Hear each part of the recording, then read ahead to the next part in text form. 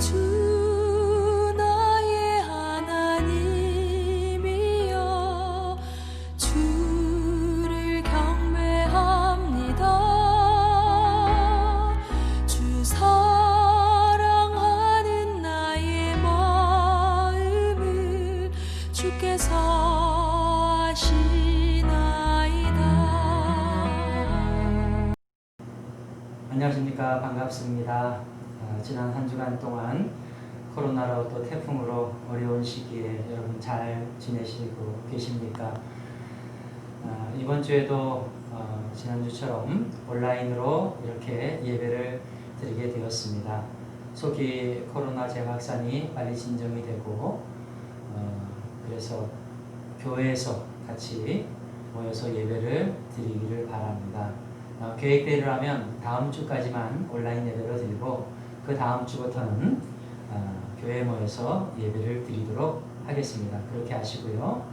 여러분 다음 주까지 비록 가정에서 불편한 상황에서 예배 드리지만 그럼에도 불구하고 하나님 앞에 주일 거룩하게 성스럽게 최선을 다해 예배하며 드리시기를 바랍니다. 오늘 말씀은 마태복음 4장 23절부터 25절까지의 말씀을 중심으로 천국 복음을 전하시며 또 고치시며 라는 제목으로 말씀을 나누도록 하겠습니다. 앞전에는 예수님의 세 가지 시험 받으신 장면과 그리고 네 명의 제자 베드로, 안드레, 야고보, 요한 어부들이었던 그들을 제자로 삼으시는 장면에 대해서 배웠습니다. 그때 나를 따라오라 그러시면서 예수님께서 그들을 부르셨을 때 오늘 우리도 예수님의 부르심을 받은 사람이라는 것을 말씀을 드렸고 우리는 주님을 따라가는 제자의 삶을 열심히 살아야 되겠다. 세상의 어떤 환경이든 어떻게 세상이 바뀌고 흔들리든 우리는 변함없이 제자의 길을 잘 걸어갈 때 이 땅에서 풍성한 하나님의 나라를 이룰 것이다. 그렇게 말씀을 드렸습니다. 오늘도 마찬가지입니다. 예수님께서 오늘 말씀을 보니까 공생의 사역에 어떻게 어떤 사역을 하셨는지를 요약적으로 하신 말씀인데 역시 이 말씀도 제자인 우리들에게 해당하는 말씀이죠. 예수님께서 살아가셨고 또 예수님의 제자들이 살았던 그 삶을 오늘 제자된 우리도 살아가야 된다. 따라가야 된다. 그런 말씀을 주시고 있는 것입니다. 그래서 오늘 말씀을 보니까 말은 원래 세 가지로 되어 있습니다. 23절에 보니까 예수님께서 온 갈릴리에 두루다니사 저희 회당에서 가르치시며 천국 복음을 전파하시며 백성 중에 모든 병과 모든 약한 것을 고치시니라. 이렇게 세 가지 말로 되어 있습니다. 가르치시며 전파하시며 고치시니라. 세 가지 말로 되었지만 이 가르치시며와 전파하시며라는 것은 무엇에 해당합니까? 다 천국 복음을 가르치시고 천국 복음을 전파하셨다라는 거죠. 그래서 이 같은 말이죠.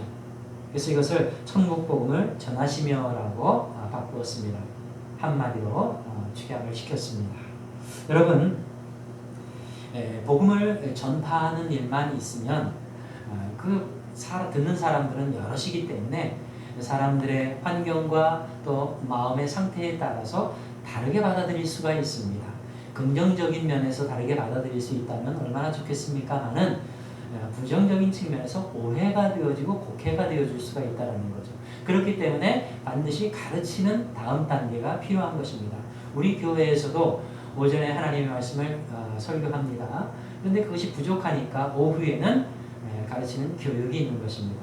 지금 코로나 때문에 오후 예배 때 교육을 여러분에게 하진 못하지만 속히 코로나가 종식되고 오후 예배가 다시 시작이 되어서 여러분에게 가르치는 일이 진행이 되어야 됩니다. 왜냐하면 설교 시간에 일방적으로 여러분에게 말씀만 전하면 그것이 혹 여러분에게 오해가 되어지고 곡해가 되어지고 잘못 받아들일 수가 있기 때문입니다. 사람은 각기 다양한 환경과 다양한 심리상 상태에서 말씀을 듣기 때문에 그런 것입니다. 그래서 목회자가 항상 여러분들을 가르치는 그런 교육이 있어야 되는 것이죠. 예수님도 마찬가지입니다. 예수님도 전파하신 후에는 그래서 가르치는 일을 꼭 하셨던 것입니다. 그래서 오늘 말씀에도 저희 회당에서 가르치시며 천국 복음을 전파하시며 이렇게 말씀하고 있는 것입니다. 특히 예수님은 회당에서 많이 가르치셨습니다.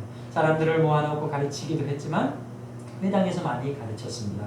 당시에는 회당들이 많이 있었는데 이 회당은 이름의 뜻은 함께 모인다 그런 뜻입니다. 시나고그라고 하는데 이 회당들이 많이 있었던 이유는 뭐냐면 이 이스라엘이 강대국의 침략을 받아서 특히 로마의 침략을 받아서 식민지 상태가 되고 많은 사람들이 흩어져 살게 됩니다.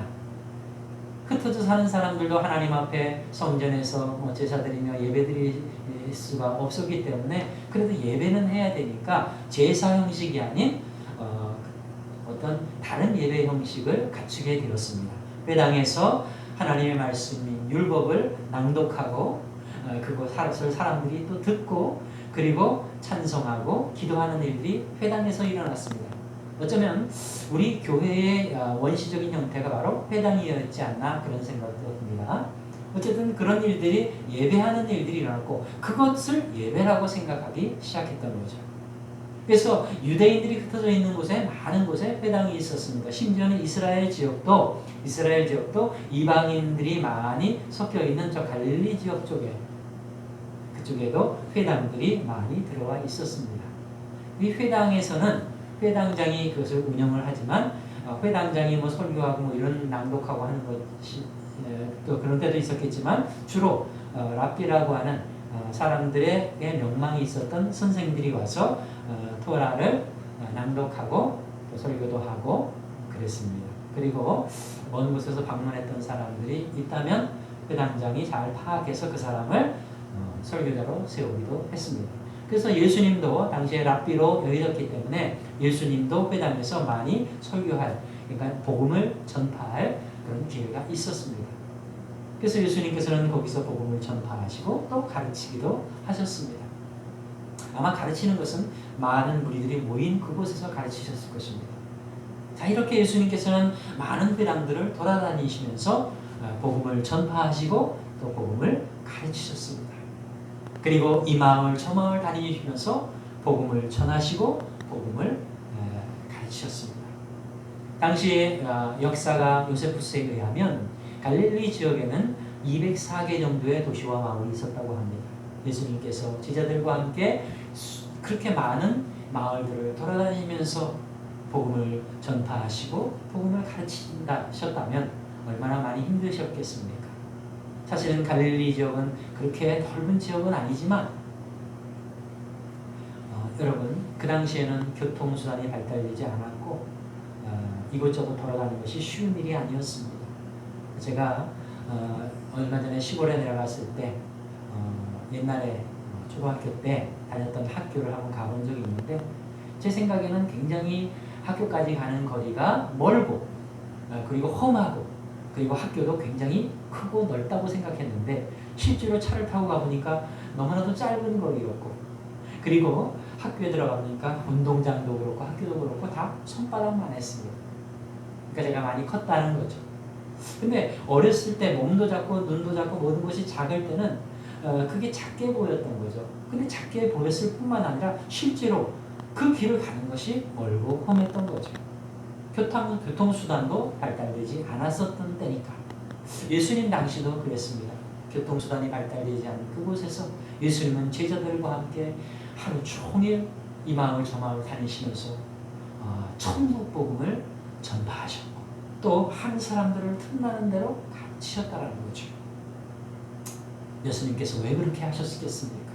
죽어가는 영혼들을 불쌍히 여기시며 그 영혼들이 천국 복음을 듣고 천국으로 인도되도록 하기 위해서 예수님께서 그렇게 풀철주야 힘을 쓰셨던 것입니다. 우리는 이 말씀들을 보면서 예수님과 제자들이 한 모든 일들을 보면서 오늘 제자인 우리가 어떤 삶을 살아야 되는지를 다시 한번 깨닫게 되는 것입니다. 여러분, 우리도 마찬가지입니다. 예수님과 제자들이 열심히 천국 복음을 전했던 것처럼 오늘 우리도 천국 복음을 전해야 합니다. 왜냐하면 아직도 천국 복음을 알지 못하고 죽어가는 영혼들이 이 세상에 너무나도 많기 때문입니다. 나뿐만 아니라 나의 가족들도 마찬가지입니다. 천국 복음을 계속 듣고 천국 복음이 인도하는 구원의 길을 걸어갈 수 있어야 됩니다. 나는 믿는데 나의 가족이 믿지 않는 경우도 있고, 나의 가족은 믿는데 다른 가족들, 내 이웃의 가족들이 믿지 않는 경우도 있고, 이 세상에는 이 천국 복음을 듣지 못해 죽어가는 영혼들이 너무나도 많이 있습니다. 예수님과 그 제자들의 열심과 열정으로 오늘 우리도 이 제자의 사명을 잘 감당해야 되겠습니다. 자, 그래서 이렇게 천국 복음을 전하는 예수 그리스도 우리가 생각해 봤습니다. 그 다음에 두 번째로는 천국 복음대로 고치시는 예수 그리스도를 생각해 볼 수가 있습니다. 오늘 23절에 보니까 후반절에 백성 중에 모든 병과 모든 약한 것을 고치시니 그렇게 말씀하고 있습니다. 예수님께서는 천국 복음을 전하시기만 한 것이 아니었습니다. 고치시는 일까지 했어요. 그러면 천국 복음을 전하시는 일과 고치시는 일이 다른 것인가? 그냥 고치시는 일은 보너스로 주시는 것인가? 그렇지 않다라는 거죠. 고치시는 일도 천국 복음대로 살도록 고쳐주시는 거죠. 그러니까 천국 복음을 전한다라는 말에 상대적으로 고치신다라는 말은 천국 복음대로 살게 한다라는 말이죠. 천국 복음대로 살게 하는 거죠. 고쳐지지 않으면요, 천국 복음을 들어도 살 수가 없어요. 내가 자꾸 고쳐져야 된다는 거죠. 그래서 아까 제가 영어로 고쳐진다는 말을 세 가지로 표현을 했습니다. 첫 번째로는 뭐라고 했습니까? 힐링이라고 했어요. 힐링. 치유한다. 힐링. 두 번째로는 고친다라는 말이 뭔데? 체인지. 변화시킨다. 그리고 세 번째로는 correcting. 제자리를 찾게, 정상을 찾게 만든다라는 거죠. 여러분, 제가 여러분들에게도 늘 가끔 말씀드리지만 우리는 어떤 사람들입니까? 영적으로 보면 우리 다 죄인들입니다. 죄인들이었어요. 왜냐하면 아담과 하와 이후로 이 땅에 하나님이 창조하신 아름다운 땅에 죄가 들어와서, 특히 사람 안으로 죄가 들어와서 사람이 부패하기 시작했고, 사람 때문에 환경도 다 부패하기 시작했던 거죠. 지금도 마찬가지입니다. 그 죄는 계속 우리를 파괴하고 있습니다. 그런데 예수 그리스도로 말미암아서 우리는 그 죄를 이길 수 있는 그런 새로운 시작을 하게 된 거죠. 먼저는 생명을 얻었을 것이고, 생명을 얻은 것이고, 얻은 그 생명이 이제 잘 자라나서 죄를 이기고 생명의 열매를 맺어야 되는 겁니다. 예수님께서 그 길을 다 마련해 놓으신 거예요.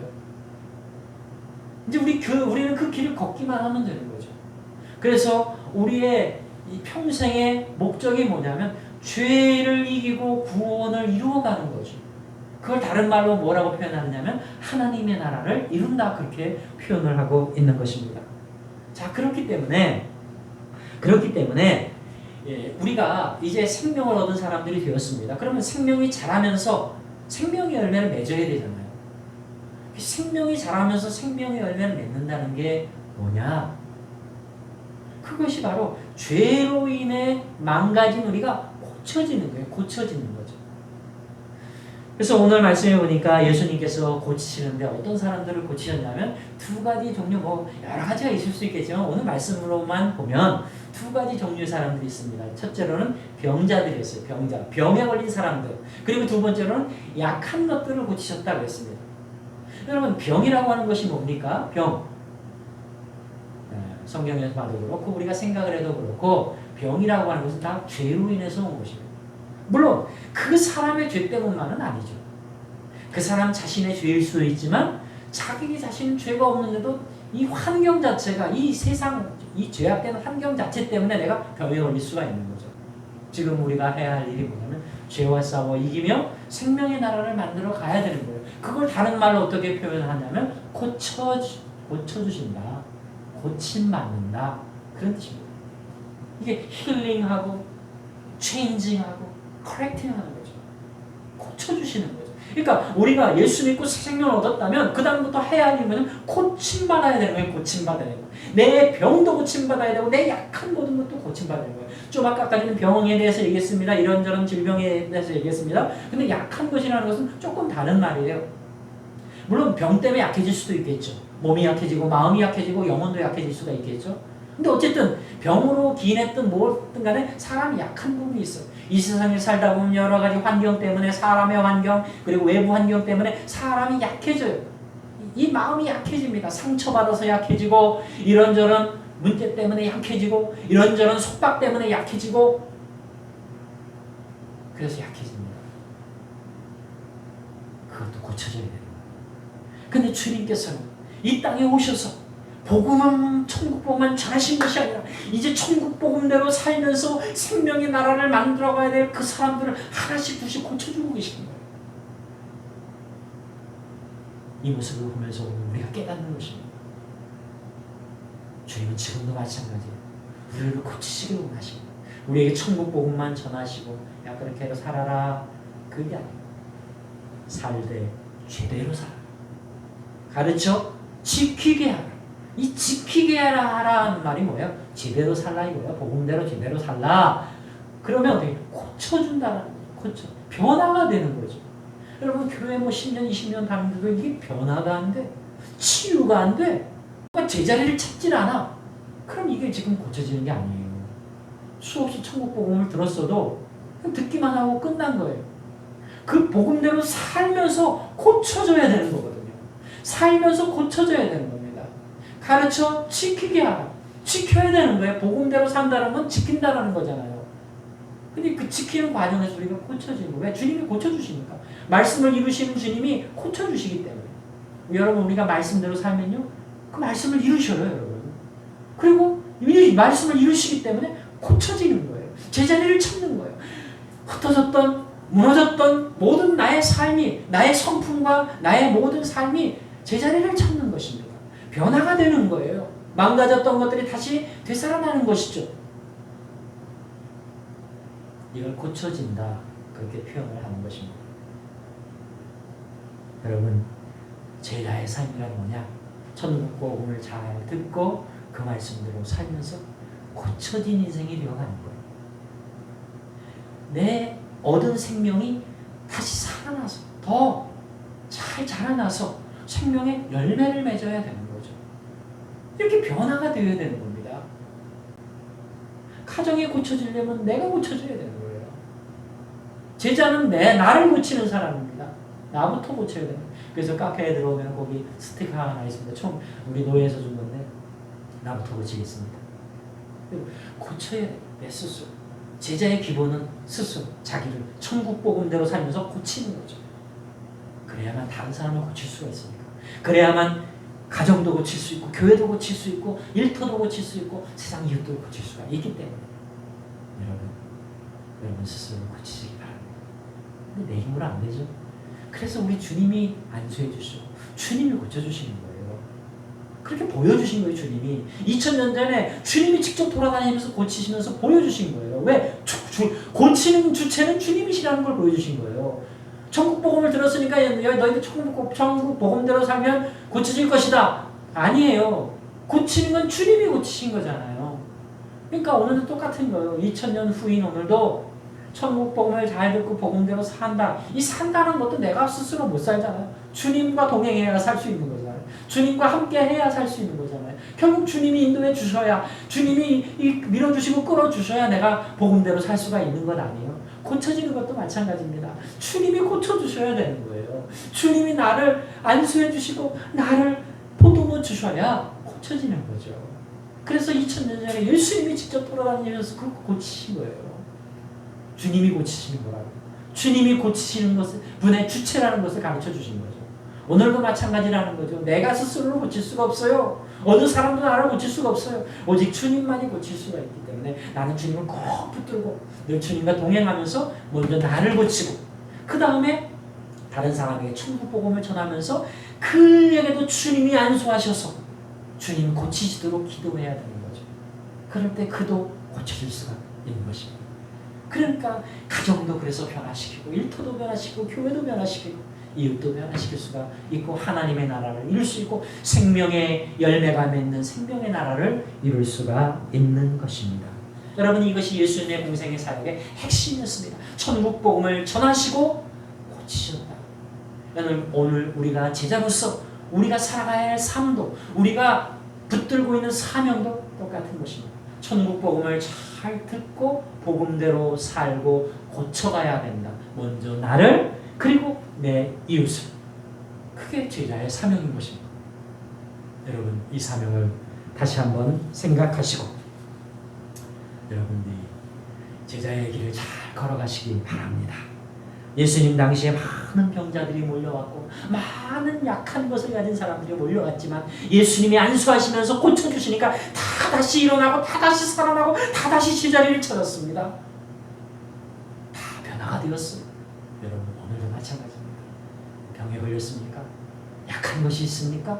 주님이 안수해 주시고 고쳐주시면 다 다시 일어나게 되는 것이고 다 다시 살아나게 되는 것이고 다 다시 제자리를 찾게 되는 것이고 정상적인 건강한 삶을 살아가기 위해 하나님의 생명의 나라를 이룰 수가 있는 것이고 하나님의 나라를 풍성하게 이 땅에서 이룰 수가 있고 이 땅에서 이룬 만큼 저 영원한 천국까지 이어지게 되는 것입니다. 여러분, 천국 복음은 왜 우리에게 주어집니까?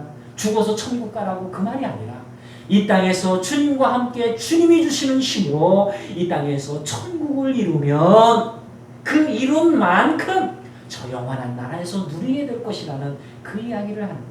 그러니까 저 영원한 천국을 소망하는 것도 중요하지만 지금 이 땅에서 우리가 주님과 동행하며 임마누엘 주님과 동행하며 그분이 주시는 힘과 능력과 지혜로 이 땅에서 주님의 나라를 이루는 것이 얼마나 중요한지